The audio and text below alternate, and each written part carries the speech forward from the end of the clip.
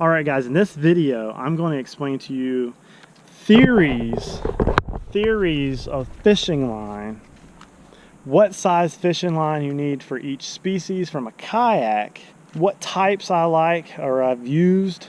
I'm going to try to explain to you my reasoning. So here we go.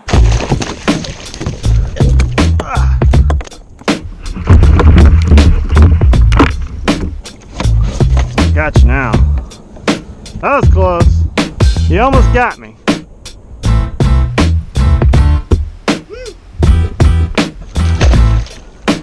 So you want to go fishing from a kayak. You already got your rod and reel picked out, and you want to know what type of lines. I don't know why I'm waving for this. Just was in my hand. You want to know what kind of line to put on your new rod and reel. So let's say you're doing inshore red fishing, okay? If you're using mono, the Berkley Big Games, the Andy, P-line, like most of the big name stuff is okay if you're using mono. Downside to mono is that if you fish a lot, the suntan lotion, the oils is going to break down the mono. So, and if you're doing multi-species fishing, the 12-pound mono, like let's say you catch a bull red, is going to stretch so bad it's going to be all kinky and quirly and swirly. So the line's it's going to get tired and you're going to have to change it out. So as far as mono, Andy, Berkley Big Game, a lot of those are good. For inshore, like 12-14 pound will work on the mono side. On the braid side, 20-pound braid for everything from redfish, inshore, bull reds, mostly anything inshore. 20 pounds is going to be fine. 30-pound for your bigger bull reds. I like to use Power Pro. The Kasting stuff's not bad. Actually, they sent me some right here, and I was just trying it out for a review. You get a little more bang for your buck with that.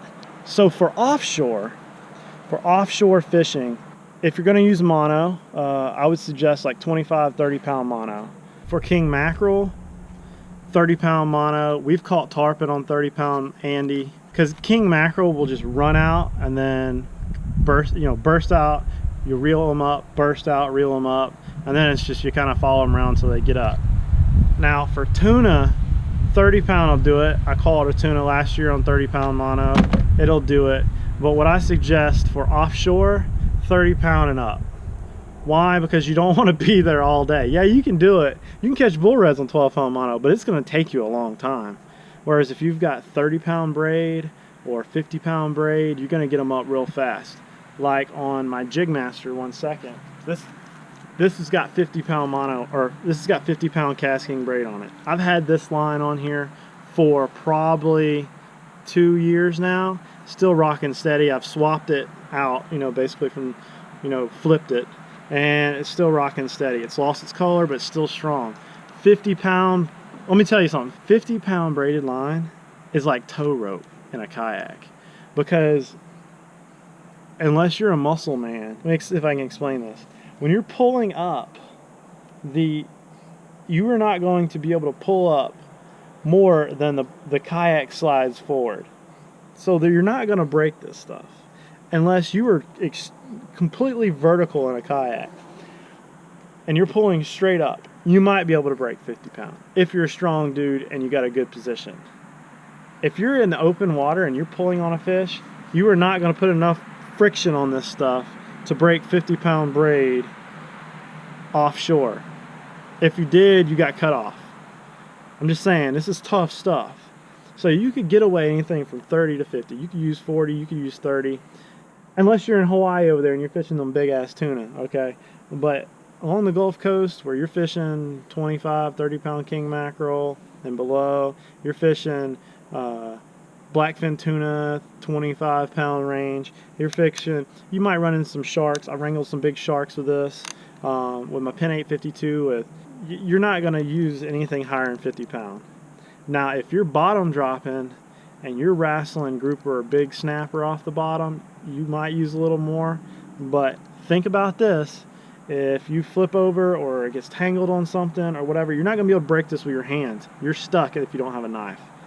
So think about that one too. You can't break it off. You can't break it off from the bottom. You got to cut your line and just go from there. And recap, inshore 20-pound braid will work just fine. If you're chasing big bull reds, 30-pound braid work just fine, and that'll fit most inshore rides. If you're offshore, I would say 25 and up. So if you're mono fishing, 25, 30-pound mono. If you're braid fishing, 30-pound braid to 50-pound braid, and you'll be rocking just fine. Let me tell you, I wanted to do that video so everybody knows, starting the new year, what they need to order.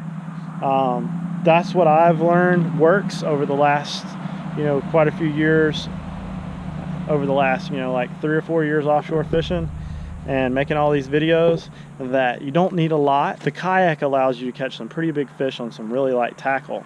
The trade-off is you don't want to be there all day. You don't want to be fighting a fish for an hour plus. That's just monotonous and not really fun for me.